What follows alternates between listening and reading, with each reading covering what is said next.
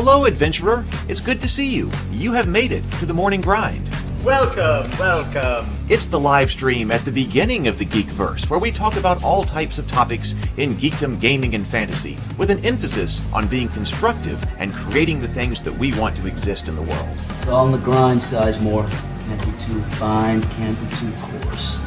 That's exactly right. There are a lot of adventures to be had today. Dungeons to explore and monsters to slay, and who knows what a random encounter might send our way. That's why we have to prepare, so settle in now for the morning grind with your favorite beverage in hand. Tea? Or maybe something a little stronger. I've got a few bottles of the old Wynyard left. Whatever you want. Pull up a chair. Dude. If you're feeling fancy, how about a cappuccino? Or a frappuccino? Or how about an espresso? Just tea, thank you. Sounds good to me, Gandalf. Whatever you want. I'm just glad you're here. Everyone is welcome. You can just watch if you want. You don't have to worship anything you don't want to worship. Thank you, Mike. But be forewarned. Sometimes we get really strange characters around here. Wait, what's that you say? Why can't you come and be a part of the stream? My wife would disown me. Oh no, I bet she'll be fine with it. Come on in. Am I scared for my safety? No. What are we supposed to do? Everybody do the secret handshake.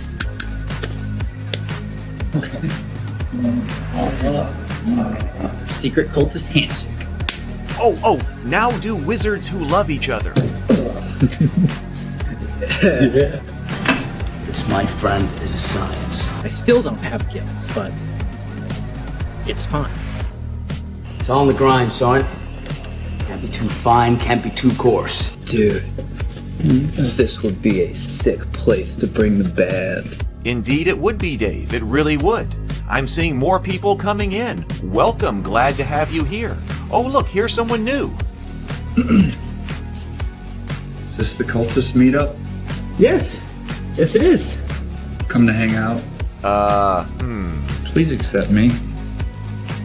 I have nothing else. Okay, we accept you. Everyone's welcome here. Brought some snacks. Well, that makes things even better. You want some coffee? I don't drink coffee. You sure? It's cultist coffee.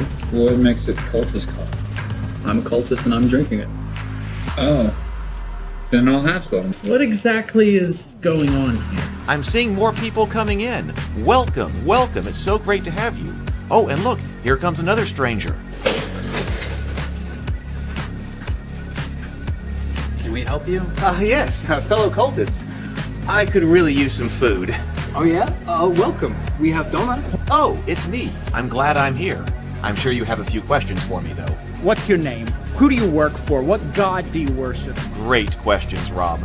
I'm Steve King, and I worship Nyarlathotep. No, not really. I'm just Heath, and I won't be worshiping anything this morning.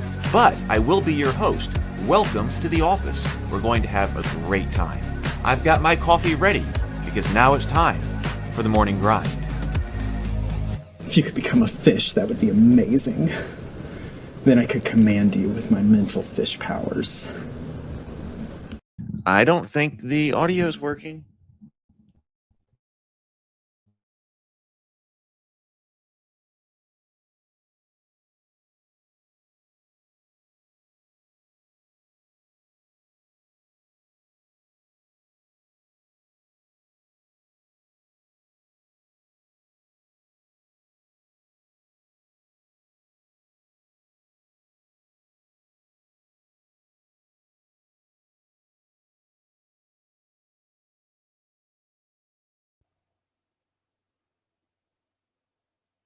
Oh, see, I was afraid. I wonder what's going on with this.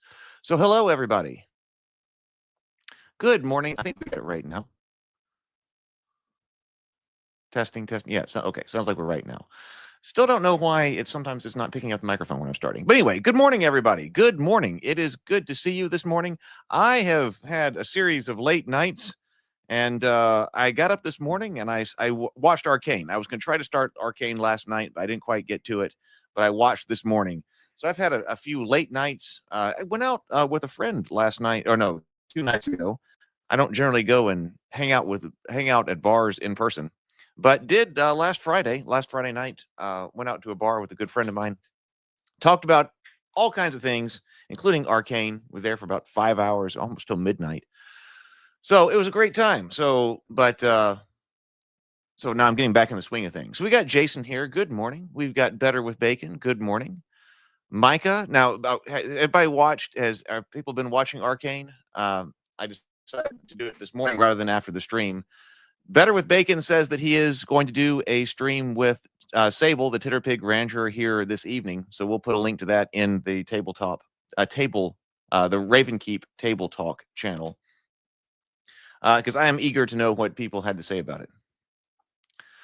Good morning, Mike. Good morning. There's the Titter Pig Rancher and Zero the Blade, member for 21 months. Thank you very much, Zero. Good to see you. All right, and Dungeon Master, yes, great to see you. Great to see you. So we're going to be talking about Faded Edge. I'm going to look at some of these numbers again today.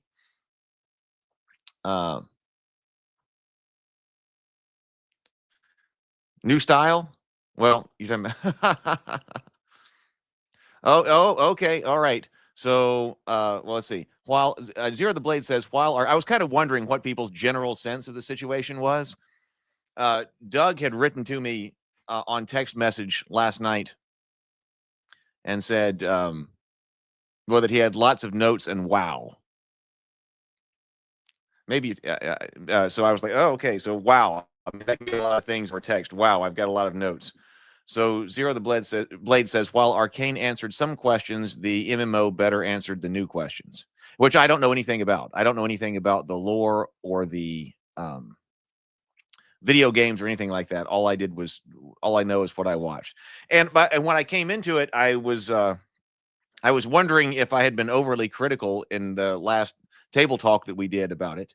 So we're going to be back together on Tuesday. So Tuesday night, 7:00 p.m. on the Table Talk channel. Doug and Brianna will be back. I'll set up the waiting room for it. I'll put together the thumbnail for it.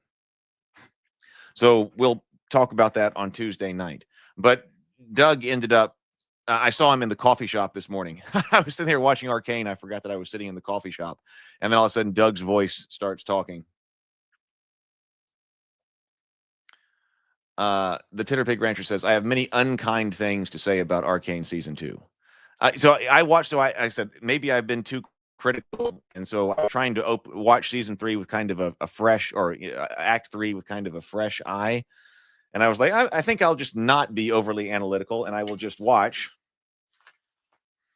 And so I did just watch. And now I'm going to go back and I'm going to take some notes here after the stream. So, all right, well, that would be great. So Zero the Blade will be there to correct us on the lore. But on the other hand, I think it's important that I'm just analyzing it based on what is there on the screen, from the story perspective. Hey, good morning, RPG J Exile.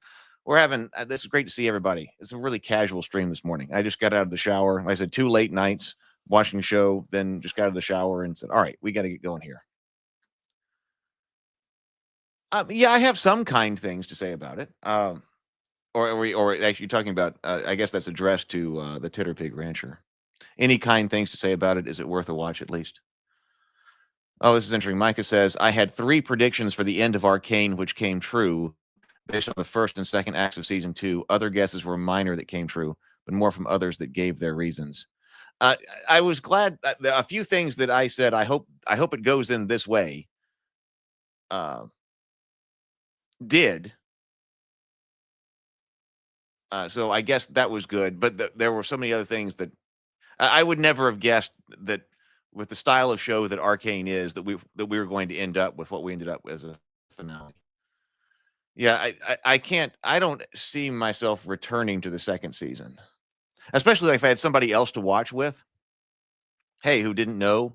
Hey, what kind of TV do you like? What kind of, let's watch each other's shows or something. It would just be Arcane Season 1. Just do Season 1. And unfortunately, there's a lot of things like that too. I mean, I hate it because I really want to like things, but I didn't really see a point in coming back to Season 2 again. But Season 1 definitely would be. Okay, so what are we doing here? Did I even get my drink? Well, there's a little bit right here. All right.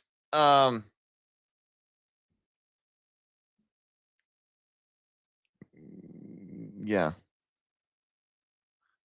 Zero the Blade says, you can tell that season 2 was massively rewritten, really shows. I was wondering, like, is this where everybody wanted this to go? Like, is this really where we were thinking it was going to go? So it seems like in the chat, no. So that's interesting. And so tonight, I'm really looking forward to hearing the discussion on it. I'm going to put together my notes before I listen to you guys, Bacon and Sable, on Bacon's channel. And then Doug wants me to contact him too. Talk more about it. It did not equal or exceed season 1.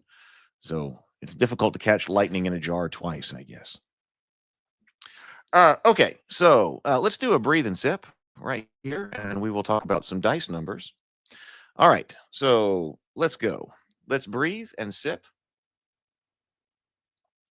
We're going to take 2 deep breaths and then completely exhale. Deep breath, complete exhale, and then take a sip of your favorite beverage this morning. So here we go. Let's breathe.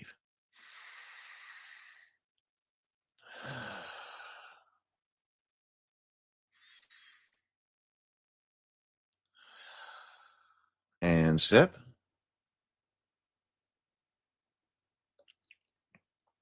All right. I did not see Vox Machina, so I can't speak on that. I have not seen that one.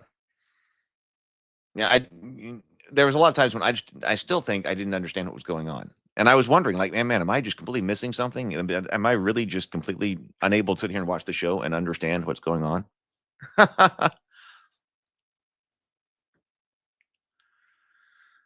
Okay. So I just did a little bit of work here on Wednesday. I did toss for the Faded Edge game. So here, we'll start talking about that. Although if there's other things we talk about regarding Arcane, you guys continue to talk about that in the chat. I'm still processing it to write down notes, but then I'll be in the chat with you, Sable and Bacon tonight. Looking forward to that. Then we'll talk about it with Doug and Brianna. I'm interested to know what Brianna's opinion is. I'm interested to know how Brianna was much more favorable to the show on our discussion on last Tuesday. So we will see. We will see. I did do a little bit of work here. I was trying to build out the color steps. Actually, I think we were using a different document last time. I'll bring that up.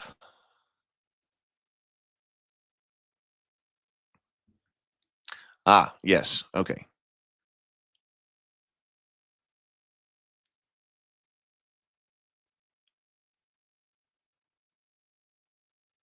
Can I quickly review review where we are off the concept? Yes. So what we're about to start crunch or trying to come up with, basically the number spread for our ability scores. So let me bring up this other document.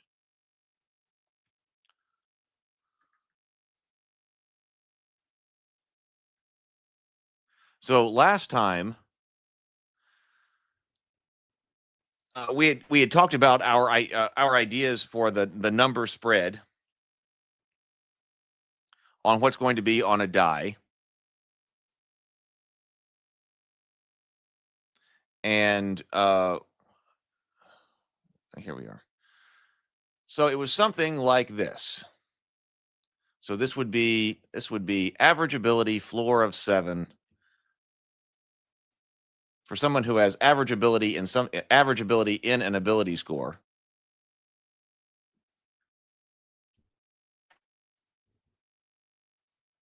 We would be looking at a die that has something like this. So this skill is built around, this die is built around a 10. So this is the die you would roll to try to meet or exceed a target value. So now we have, even though we're built around a 10, we have a floor of 7. So you could roll as badly as 7, but it's it's less likely. And this is based around a D20. And then we are going up to 15. One of the things that we noted was that having a step of 5 between these two seemed way more, or put too much of a power differential between two different steps that were supposed to be close to each other. So if we were talking about a 5, like when we were comparing somebody who was poor. Okay, so here's average, and then here's somebody who is supposed to be poor at that particular task. There's a dramatic difference. And I was thinking about this if you're thinking about just going up in level. We'll call it levels right now. If you're just thinking about going up in levels, then being centered here on the 5, being able to go as low as 2 and up to 10, it's a big jump to have the maximum, your maximum roll, ignoring explosions, but your maximum roll is a 10 if you're poor. And then your next jump is that your maximum ability last time is now your average ability this time. That's a huge jump in capability. And I think that means that when people are like in conflict with each other, so for instance, fighting, somebody who is rolling that average die and the poor die, I mean, the average die is going to win a lot of the time. Now, I actually don't think that we might be rolling dice on both sides of the combat. But if we were, the disparity was huge. So we need to, I think we need to use the spread, but what we're going to need to do is we're going to need to kind of compress, have more overlap between the skill levels. That way you're not just, it's not such a huge jump. That's kind of where we were. That might not have been a good explanation. So what we've decided, so the idea here is that the dice will be colored. Each die will have a different distribution on it, and then your character sheet tells you what die to roll. And that's going to give you a floor, a median, and a ceiling for what your ability is based on the particular die you roll.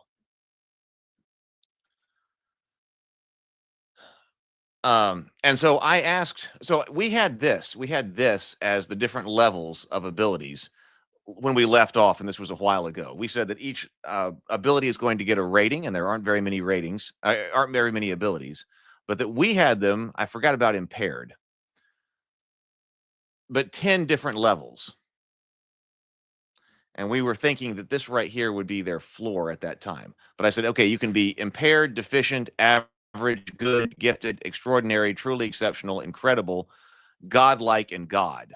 Like, maybe that's a good scale here. So that was a scale of 10. And so what we would need to do is come up with the ranges for each one of these 10 different levels. And it may be that we end up needing more levels, because I'm wondering if on the high side here, good, okay, average is right here, good, gifted, extraordinary, truly exceptional, incredible, before you get into godlike. So that's 1, 2, 3, 4. That's 5 steps. And that might be enough. But on the other hand, it might not be.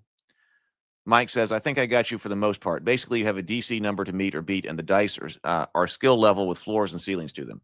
Roll die. You're right. So trying to beat a number. So nothing crazy there. But how we got to our die rolling, the distribution of our dice is... I think a unique contribution here. So we'll see. They're easy to do in a digital environment. Of course, they would be custom dice if they were physical. I asked ChatGPT to come through and come up with my colors for these. I was like, all right, I got 10 different. I need to design a color ramp with 10 different steps. Oh, Doc Flamingo just became a member. Hey, Doc Flamingo, welcome. Thank you. Great to have you this morning. So I asked ChatGPT to come up with a color ramp that goes from red being impaired to like an orange red.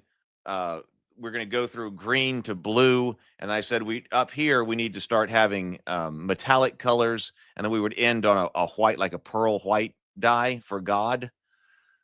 So we ended up with pearl white.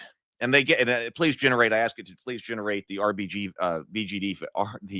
BGD, we have BGD, somebody else, RBG values for all of those so that I can start putting them up on the digital tabletop.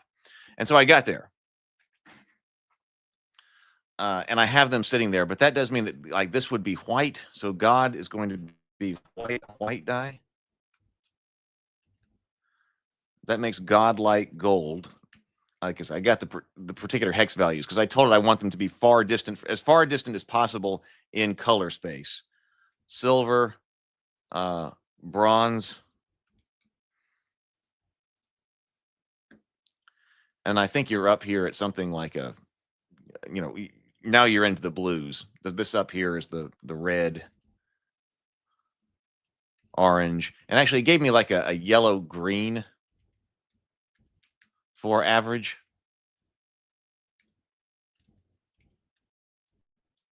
Something like that with the scale. So I got all those numbers, and so that was definitely something that ChatGPT is good at, and it might be good. What about God-ish and God-esque levels?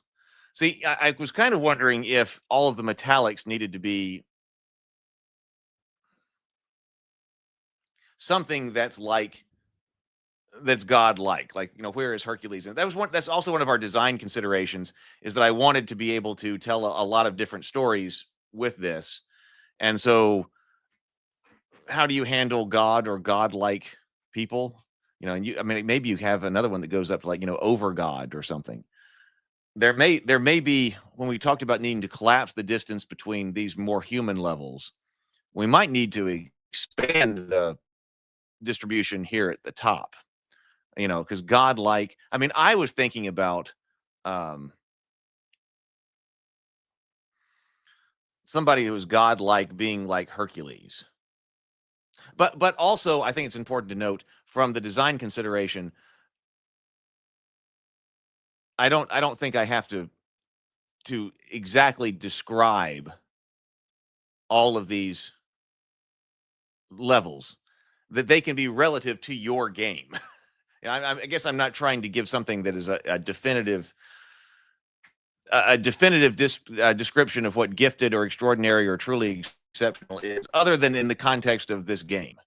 And if your game has, uses a greater range, if you're playing and you're using a greater range of all of the abilities, great.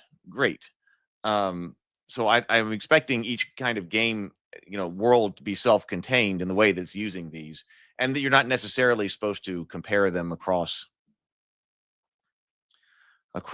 different worlds. So something like hyper, then super, then ultra, mythic and epic work could be, if this is like, in my initial thinking, I was thinking like the godlike tier would be something like a demigod. So if you're Hercules, you've actually got the blood of gods in you or whatever, and so you've got exceptional stats that go with that. Okay, so that would be godlike. And then if we're talking about the Iliad and the Odyssey and all of that, when like Apollo shows up or whoever, maybe your stats are like that. Now, in the case of ancient Greek mythology, there's probably a good deal of variation there anyway. But that's kind of what I was thinking, to give somebody some type of idea. So yes, hyper, then super, then ultra. Yes, mythic. Maybe it's good to have something like some kind of understanding of what human level is. But like I said, even that's going to change, because even the humans in something like the Iliad and the Odyssey are incredible. Yeah. So I looking at this now, I'm like, oh, the colors here. I kind of thought that by the time you got into metallic dice, you would be only on the god level, like moving from the standard color ramp to metallics. I was kind of thinking that would be an obvious visual jump from something to that's not human. But like incredible, like this could be, like I said, the humans in the Iliad. A lot of them are incredible, even if they're not, if they're several removed from the idea of a god. So in my superhero universe, hyperhumans are just the epitome of human perfection, sort of like Captain America.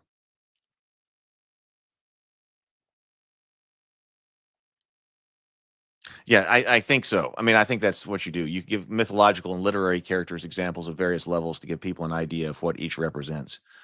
I think that's what you do. And if you're trying to build a world book, then if you're trying to use it to build a world book, then use examples from the story for the world that you're building. So that's why I was actually thinking last that, okay, maybe bronze, silver, gold, and then pearl white.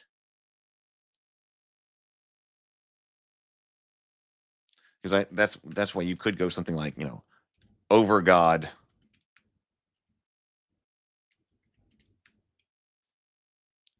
But on the other hand, you may not ever use that. If you're playing with humans and things like that, you're down here. I mean, what about like, elves from the first age and things like that? Like, you might be talking about, incredible people there who've not actually got godlike stats because they haven't made that jump yet. That seems like a big jump. So, but okay, so here we need greater overlap in our skills, in our skill dice. So 2, this is 2 to 10 centered on 4. Right. How much granularity do you need? And there can be too much. There can be too much. But I think at the moment, what we have is too little because the jump is just too strong. So this was average right here. And I think you could still base this around average, but now I got 2 levels below average. I've got deficient and impaired.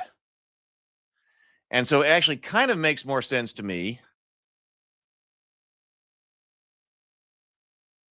So I didn't actually use the word poor in this.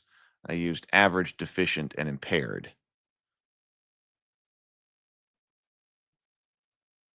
I mean, you could add poor here.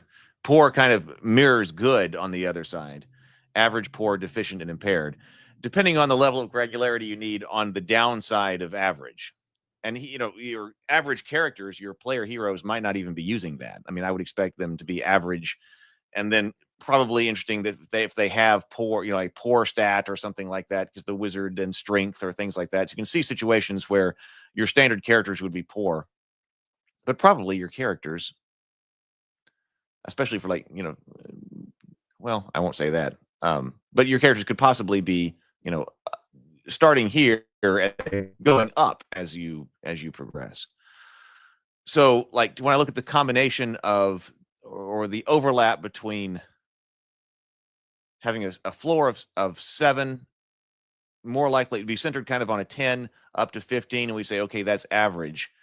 Right here, this seems like it's at least 2 steps below. So what goes from 2 to 10 with a 5 as average, not right next door, that maybe we should have poor. Maybe, but that sounds like deficient. Because we're like, man, look at the power discrepancy between those. So that seems like a greater difference. You're not just poor, you're deficient. Personal taste, I'd use feeble in place of impaired, as the later implies it being directly affected by something. Oh, maybe that's interesting. So yeah, these are still like I dropped very good, impaired. I'd use feeble in place of impaired. Average, poor, deficient, feeble. I'll stick that in there and think about it. So this could be feeble.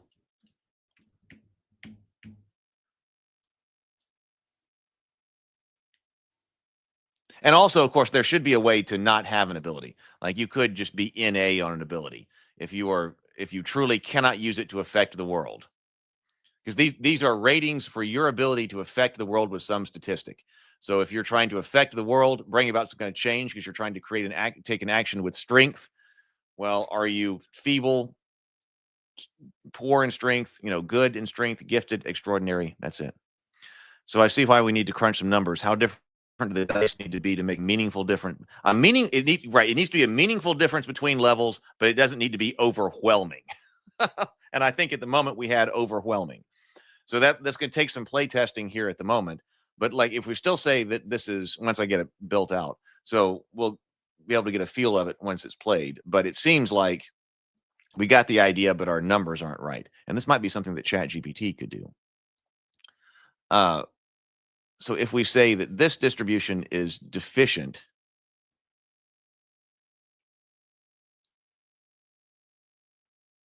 and this one is average, and maybe we need that extra step.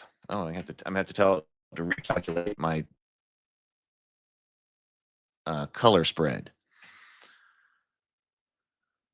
I'm wondering if it can do this. But okay, but in general, then what would we do? What's halfway between 5 and 10? Do we make it 7 or 8? So what happens if we say we're gonna step up?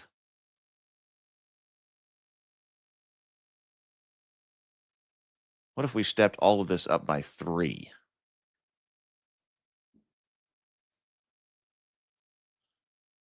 That still allows you to roll pretty high. I mean, deficient still allows you to roll a 10.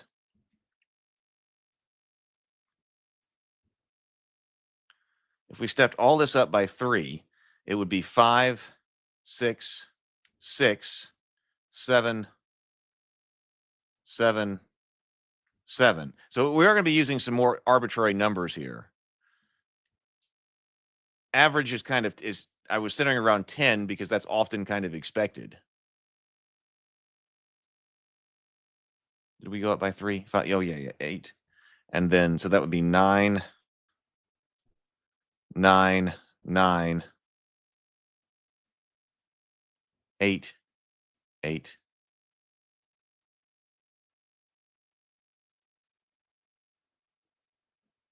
Is that right? Is what I'm doing there right?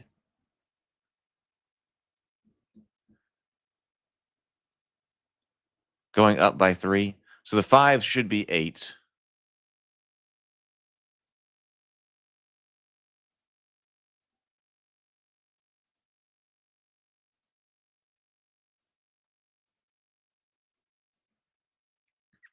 Something looks wrong. 6, 6. The 4s become 7s. Yeah, the 5s become 8s. These become 9s. Yeah, I'm right. 10, 10, 11, 11. Yep, 12, 13. So in that case, you would be, so if you're poor, you could roll as low as 5. You're going to be centered kind of around an 8, but you can stretch up to a 13. So you've got the D10s, red, orange, yellow, green, blue, violet. Then you can add metallics.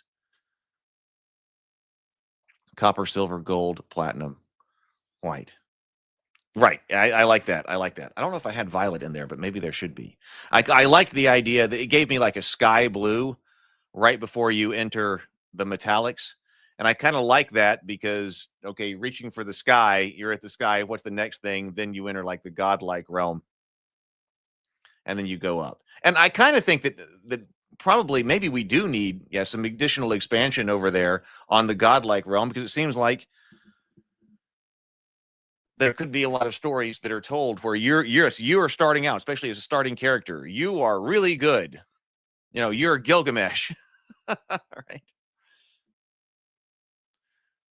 Yeah. Don't get too far off of it. So now that gives me, so this is poor. So this has, you're built around an 8. All right. So your median is 8.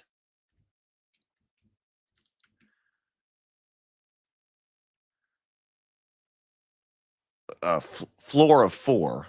No, floor of 5. Ceiling of 13. And by the way, when we roll an explosion, if the explosion still makes it in there, and we have an explosion, we're gonna have a separate die that you roll for that. You won't be rolling this one again, like 5 to 13. I do want to be sure that I want to be sure that I just lost my train of thought. Even if you're exploding, you still know what your maximum is probably going to be. So if you're deficient, or poor, you're not going to accidentally be exploding into godlike. That would be extremely rare anyway. But there's still going to be some type of known ceiling that if you explode, you're going to get some additional success. You're going up even higher, but you're not accidentally performing like Zeus or something. I think you just go by Roy G. Viv. Yeah, how many is that? 1, 2, 3, 4, 5, 6, 7. That would be 7 before going into godlike. That does give you 3. If green is average, then that gives you 3 on one side and 3 on the other. I think we'll need higher over there. But okay, so deficient or inept, feeble. I guess another word could be something like inept. Maybe.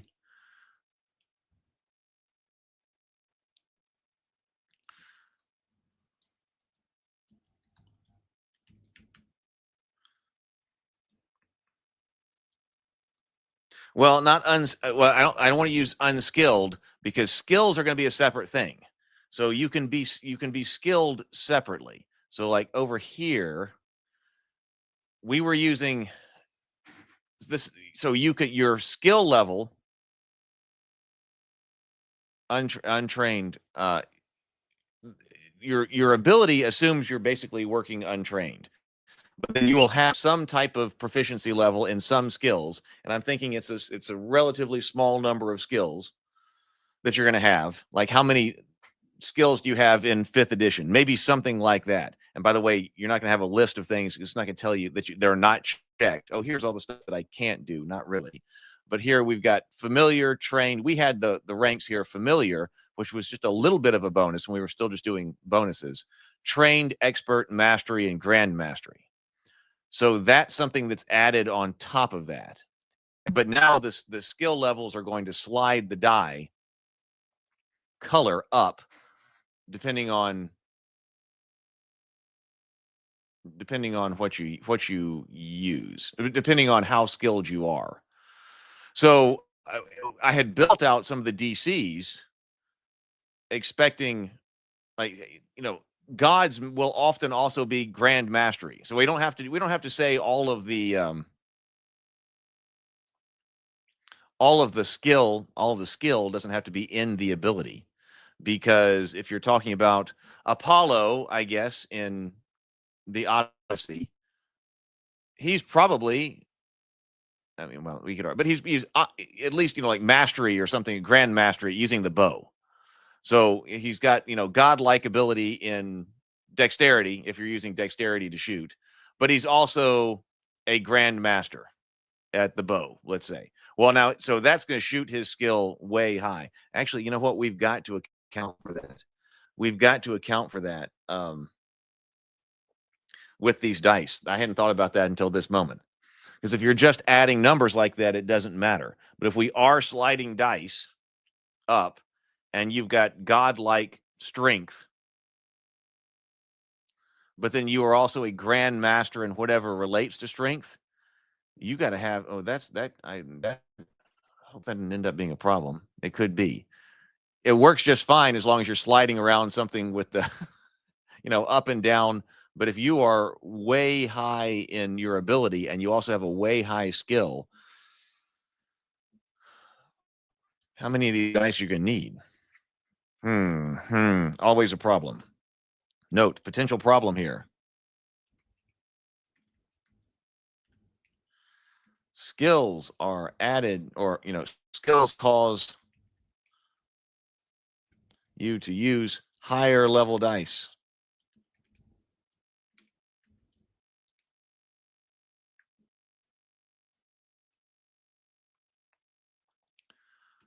What happens if you are both godlike or both a god with god level skills, god level abilities, but then also grand master in your skill? How many dice above God do you need? Above God, I have to think about that. But that allows you, you can be an average person. And I think would also put in here, like, I don't think like grand mastery and mastery, those are very rare. They would be suitable for, like, if you're the blacksmith, the greatest blacksmith on the planet. So if you've got grandmaster, if you could be just somebody with average stats, but grandmaster in a particular skill, that would be character defining.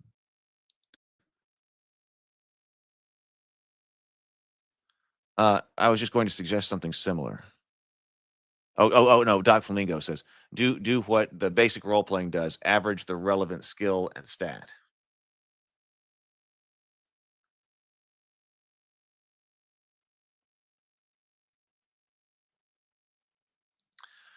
If it's pre-calculating, it's difficult to average colors.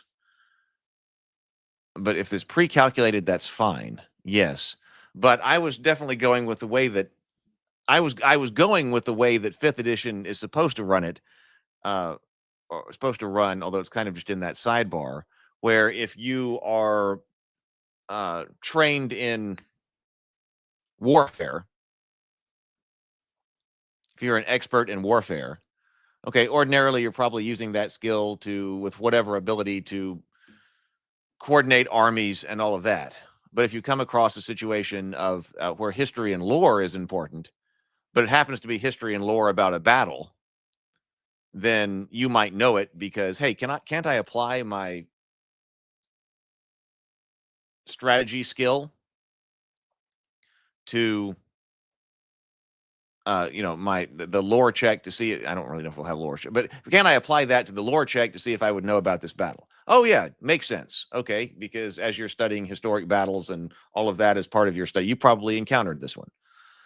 So I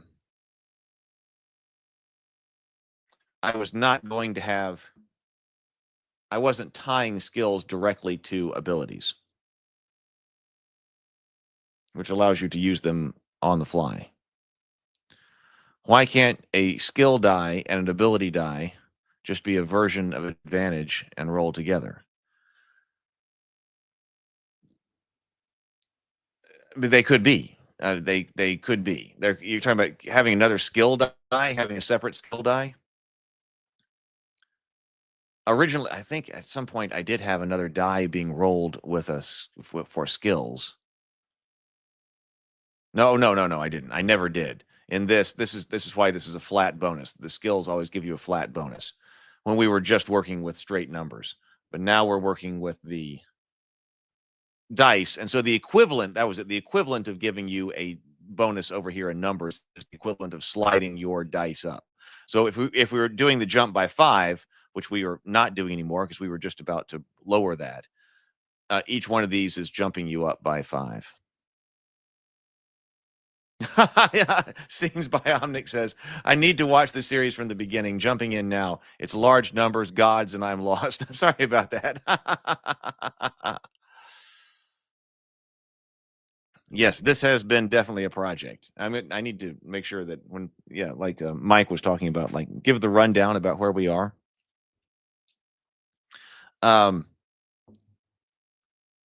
Or an ability score might up an applicable skill by a number of levels. Right, so now I'm thinking that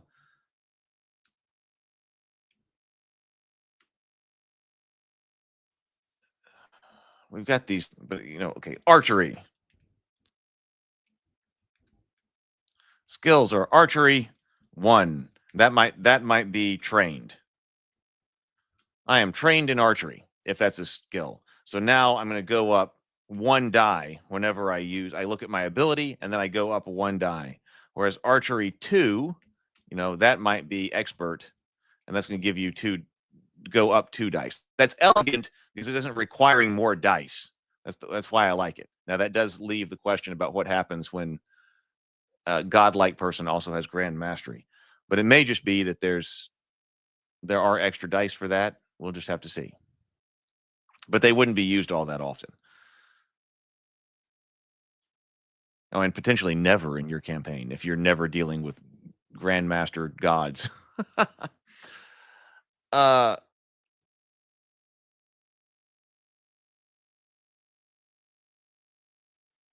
Okay, that I think it would be good for each one of these steps to be the same. So this was a step of 3. Going from deficient to poor, we added 3. Going from At the moment, going from poor to average, we are adding 2.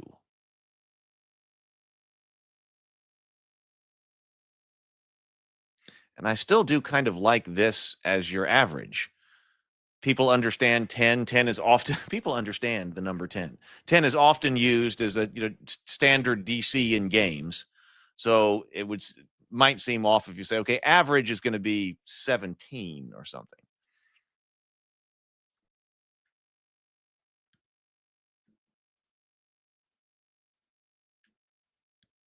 Grandmaster gods, which I think would be built into the system by that time. If Grandmaster God of Warfare is fighting a goblin, Goblin's going. he's not gonna miss that. Goblin's out of there. But it may require other expenditures of resources like time in order to kill the goblins. So actually, let's go here. We need to come up with a basic step here. So if this is based around a 10. What if it's 2? That would put poor based on an 8 or centered on the 8. 6.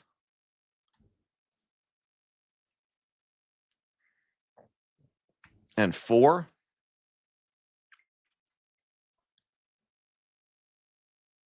Well, that could work. So actually that would mean that we have a floor of 1 if you're impaired, 4 to 1, 2, 3, 4, 5, 6 to 10. You get greater ability to roll on the high side than on the low side, which is intentional from the player's gameplay perspective. You've got a higher tail potentially on the front than you do on the back. So that would be 4. 1, 2, 3, 4, 5. Yeah. So is that right? You take 1, 2, 3, 4, 5. Yeah, and add it. So that would be 9.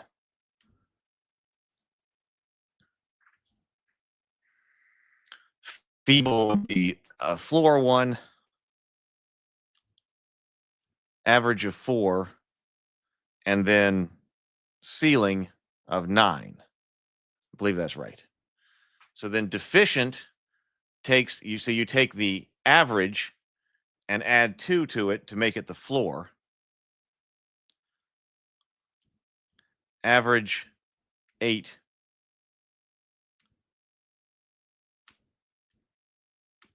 And then that would make that 11. Ceiling 11. Is any of this making sense? So impaired, you'd be rolling. That is nice that it comes out as a 1. I don't mind if you go to 0, but that is interesting that, okay, using this, the floor that you can roll is a 1. Deficient 6, 8, 11.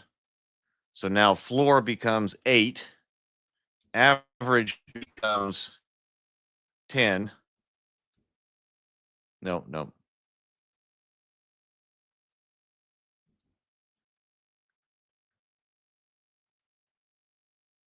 No, you got to add 3. Yeah, 3 here. So this is 9. And this is 12. Does sound maybe this is something the AI should be doing. So this would be 11. So poor would be average of 11.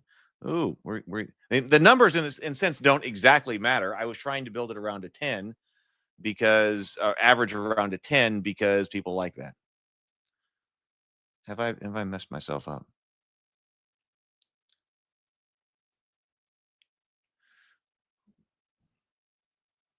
Let's type out exactly what I'm trying to do here. So each ability level is tied to a colored D20, a colored custom D20 that has a particular dice distribution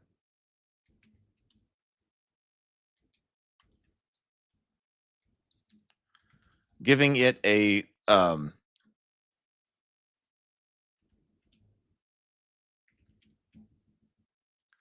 I can't spell. Dice distribution giving each roll a possible floor, no, a floor.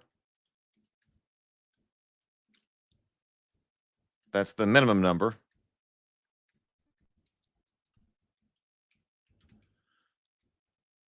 A ceiling, the maximum number, and an average with the faces weighted for weighted for a more average roll.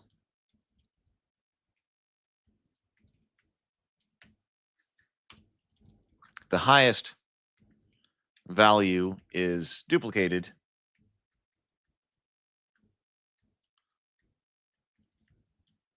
with but also includes a explosion symbol.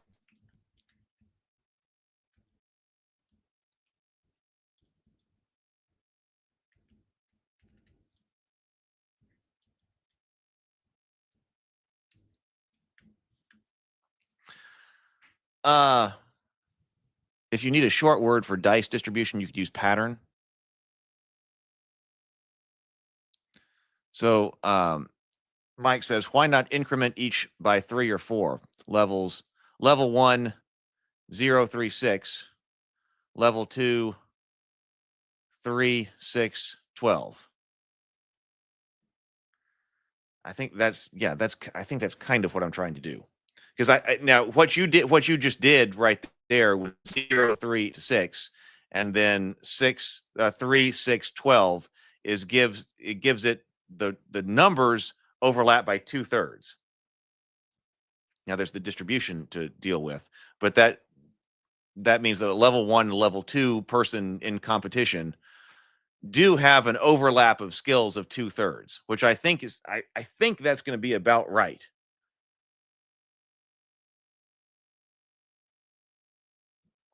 That way they're not too different from each other. But you need, from the gameplay perspective, you need to feel the difference. Oh, I just went up a level in this particular ability. You need to be able to feel that difference. But on the other hand, it can't be an overwhelming difference to the people one level below you. So I think a overlap of 2/3 is about right. So what if we did remake this? So this is it's our average minus 3. So floor equals average minus 3.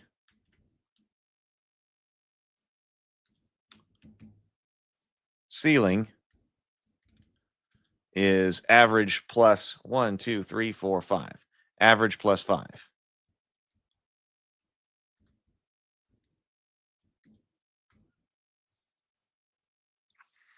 So I'll put that to calculate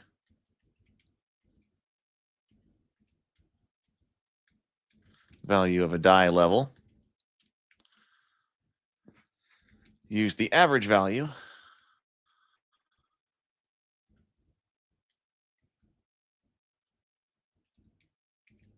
And subtract 3 to calculate the ceiling.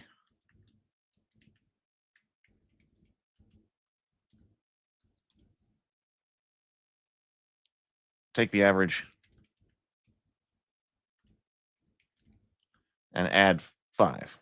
Okay.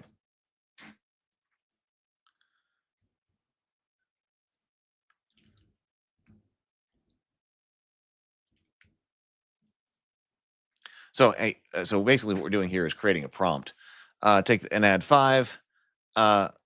The average level die has a let's see if we can do it with an average of 10.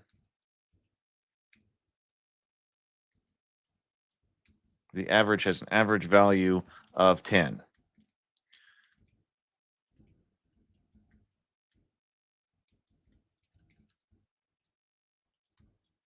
Here is its distribution as an example.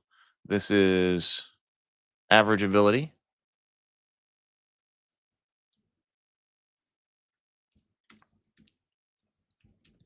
What are all the distributions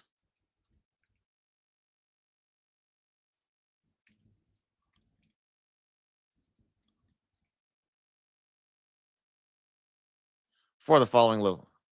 The typical. Okay, typical value. The highest value, ceiling, and a typical value. Okay, let's use that because we're using the word average. This isn't necessarily going to show up in the rule book, but this is explaining what's going on. And a typical value with the faces weighted for a typical roll.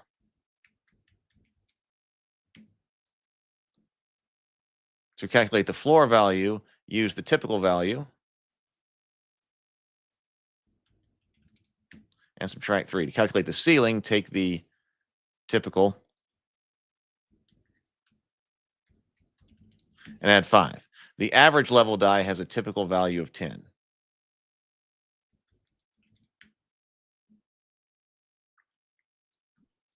And then here are all of our words.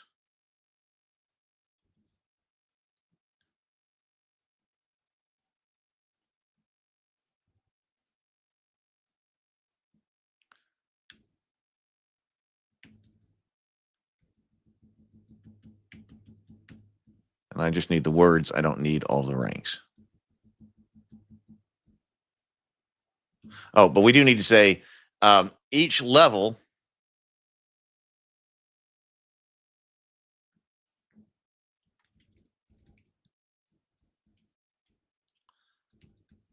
the range of each die level. The range of each die level needs to overlap the level beneath it by 2/3.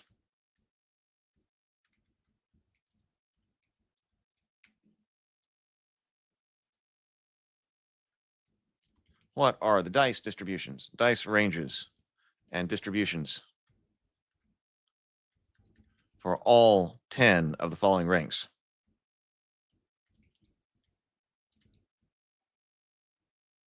Ability ranks.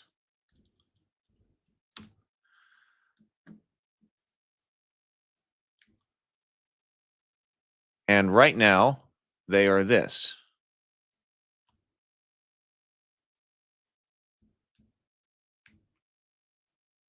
Hang on, getting it cleaned up here.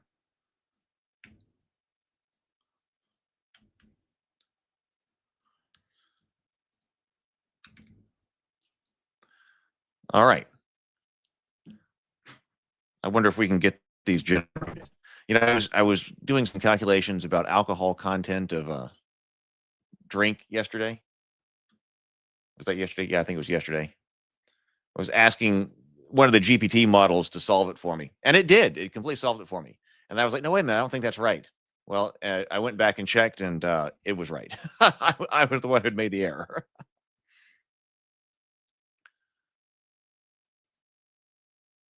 Okay. So, hey, Bacon. We are deep into it now. Now I have a chat GPT prompt, and let's see if it will give us what we're looking for. We'll see if it's right. We'll check it. It's thinking. This is chat 01 preview. It was Robert who was talking last time about maybe using this to create some code to run the simulation.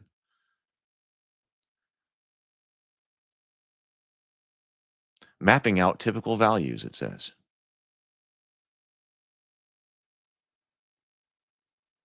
Determining typical values.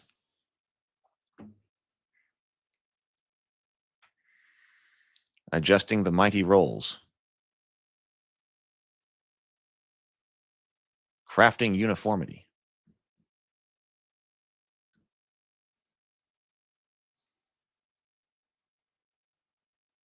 Assigning frequencies. This would be cool if it works. I will sit here and sip my coffee while an AI system works on it. It came by with mighty, right? Yeah, mighty is a good word for the upper level die. I mean, mighty, I don't know. Do you have mighty dexterity or mighty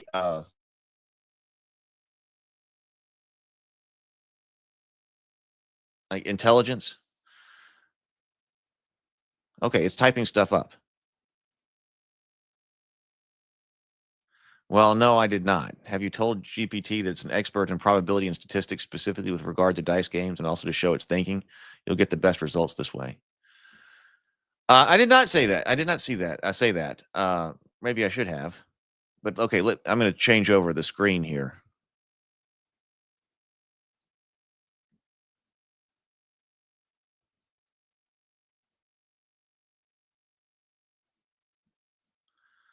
So let's see. So it says,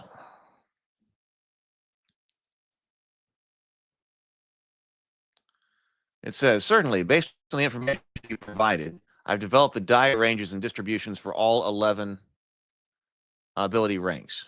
Is that? Each custom D20 will have a specific distribution that reflects the ability level. Here's how it's structured. Typical value, center value around which the die is built, floor, minimum value on the die, typical value -3, ceiling, typical value +5, explosion symbol, the highest value is duplicated with an explosion symbol. Each die overlaps the level beneath it by 2/3 of its range, ensuring smooth progression between ability levels. So it says level 1, typical value 4, level 1, floor, or impaired at 1, a roll of 9 is the ceiling, according to this distribution. So it gave me a table here that's telling me I do have numbers 1 through 9 and 9 with an explosion. And I'm getting 1, 19. So I'm getting, it's giving me the range over here. So I'm going to get 1, 1. I'm going to get 2 2s. I'm going to get 3 3s, 7, 8, 9, 10. You have 4 4s, 12, 13, 3 5s. Is that what I've got over here? I think it got it. That kind of looks like it got it. My first number should be 1, or have a frequency of 1. 1 on one face, on 2, on 3 faces, on 4 faces, back to 3 faces, 2 faces, 2 faces, 1 face, 1 face, 1 face. Okay, that's it. Okay, so it got it. It understood the assignment.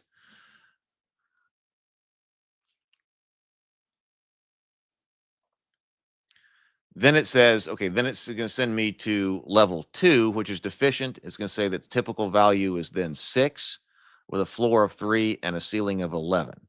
So how does that overlap here? Floor of 1, typical 4, ceiling 9. So if you were going up, you would go up from a typical value of 4 to 6, and you would feel your floor increase by 2 as well. And so everything would be increasing by 2.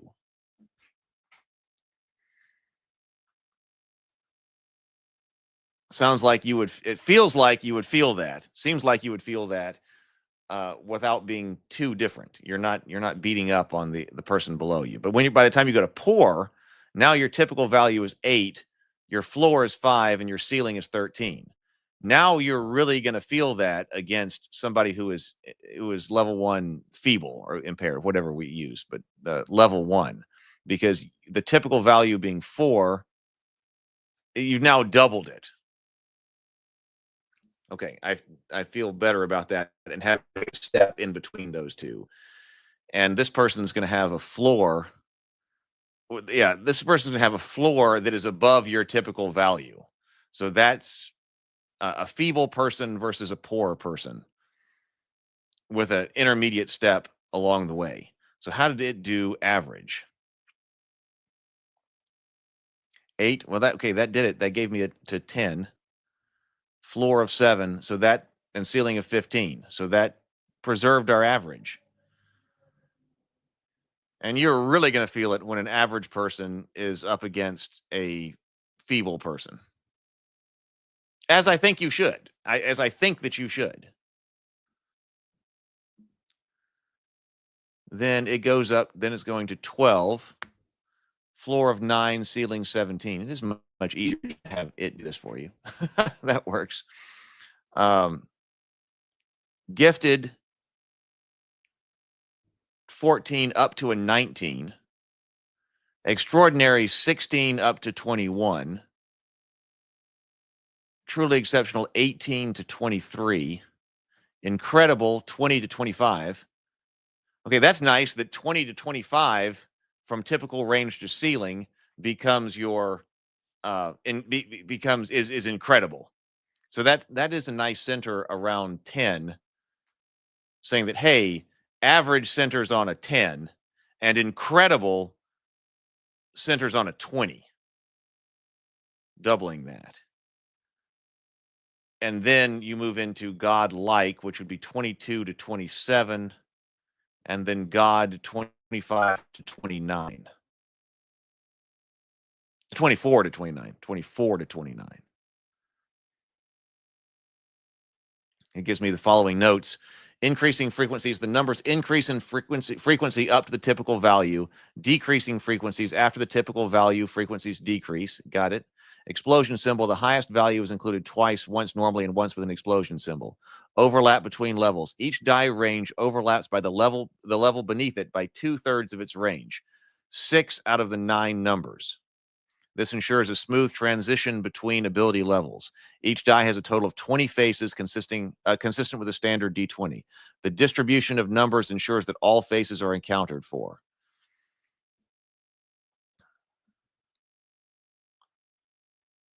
By following this structure, each ability has a distinct die that reflects its power level while maintaining mathematical consistency and overlap between levels.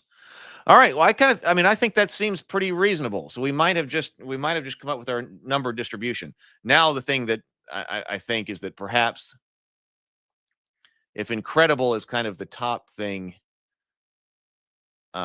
maybe that's where our standard color ramp should end. And then if you're going to go up beyond that, then maybe there should be 4 different levels of this. God-like, God, over God, to give us the metallic dice ending with the pearl white die. Let me ask it to extend it. If we were going to extend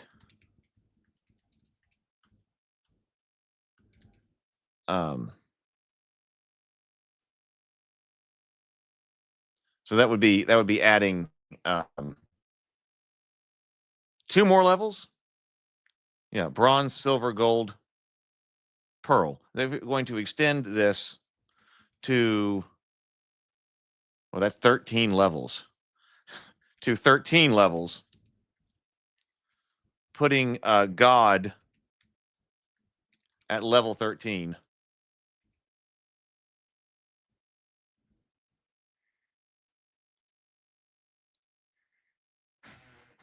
Let's call it over God. Over God at oval God. Over God at level 13. God at 12.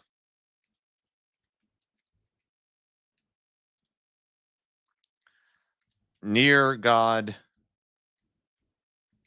at 13. And another suitable name. Let's see if we can come up with one. A suitable name for level 12. What would those distributions look like?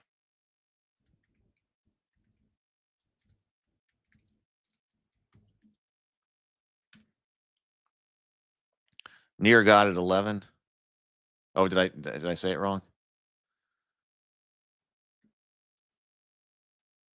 Yeah. So, but now if we're extending, well, I'm moving the name. So, oh, I do. Okay. You have God at level 11. Oh, okay. Well, we'll see. So this would be changing Yeah, level 10. Actually, I kind of like that because this gives level 9. This is not intended to match Dungeons and Dragons levels in any way. But, that is interesting that they're 9 levels up until you become something other than human. Okay, so it used legendary. Oh, I mean, I like that. So it used legendary for 10. So it said add in legendary, godlike, god, over god. Oh, it regenerated the whole thing. So now legendary would be 22 typical to 27. Godlike would be 24 to 29.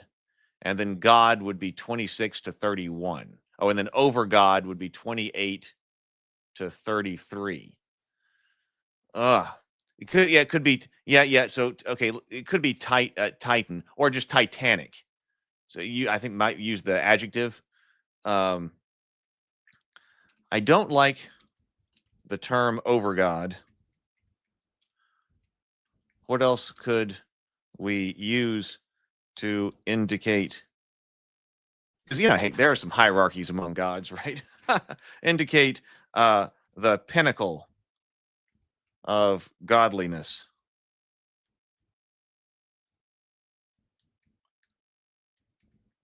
In epic fantasy. Let's see if it comes up with Titanic.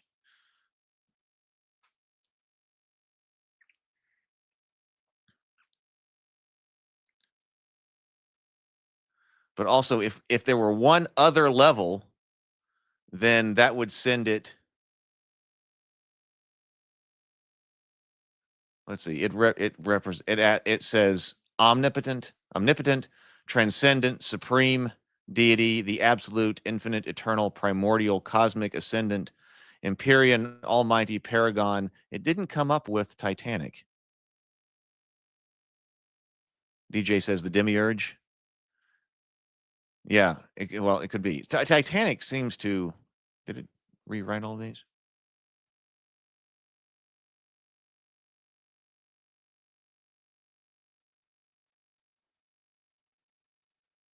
Omnipotent really doesn't work because even though it's close,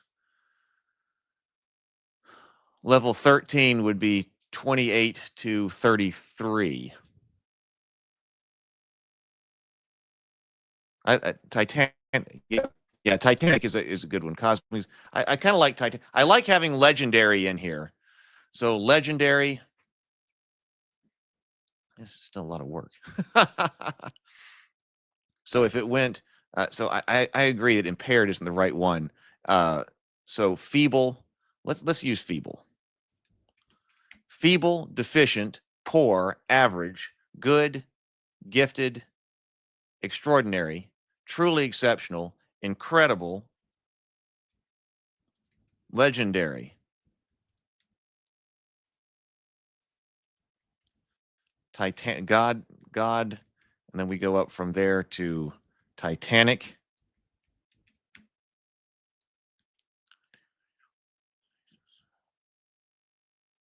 Now,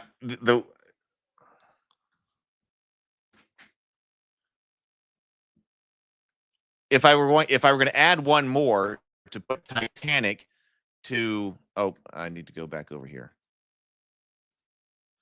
Share the screen.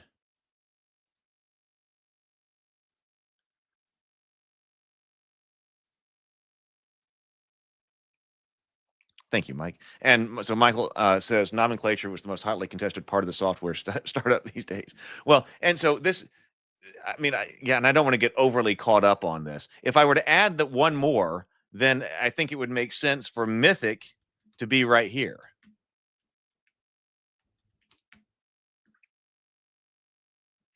That would be 1, 2, 3, 4, 5, 6, 7, 8, 9, 10, 11, 12, 13, 14. That would be 14 levels. And then you kind of make this the divide right here that, like, what kind of game, what kind of power level game are you playing?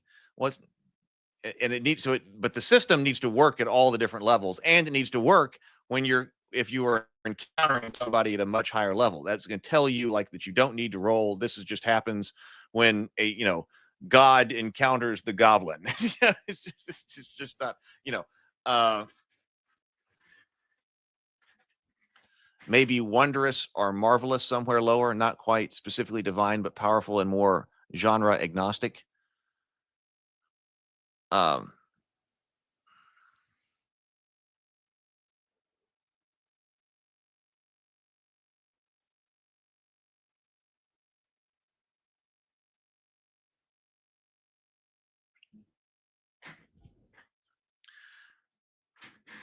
mean, I don't know.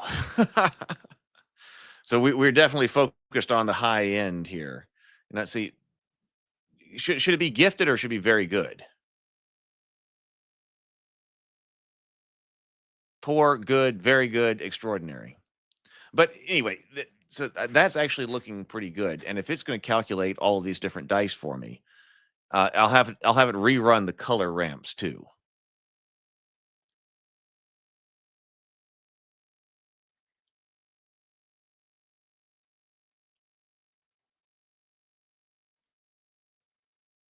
But okay, all right. Well, actually, I'm feeling pretty good about this now.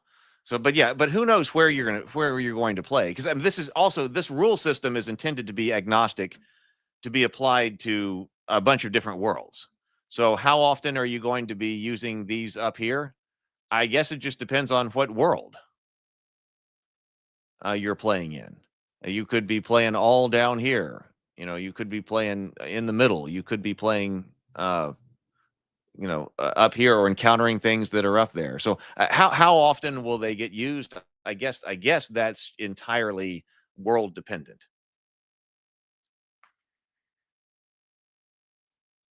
Because I'm also thinking about this in terms of angels and things like that. So how are like angelic warriors going to be in relation to humans and things? Like where does this get used? Is it just because of course, it's also not the case that just because you're a god that you have godlike abilities in all statistics or things like that. The Greek gods don't necessarily have, mythic level intelligence or something like that. And you could certainly have, gods that are not, in certain statistics are not all that great, but then they're like the legendary grandmaster of blacksmithing, like Vulcan or something. And so his blacksmithing ability is just not comparable.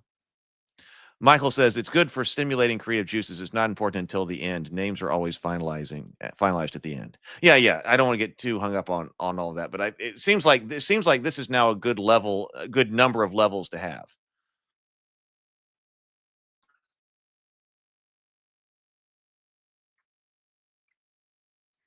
And so I'll have that calculate that. All right. Well, I am going to go. We've been going for a while here. I am going to go, but as always, I appreciate it. This was a great discussion. I think we are moving forward here. I think I will. I'm going to try to block out a little bit more time to see if I could get this built out.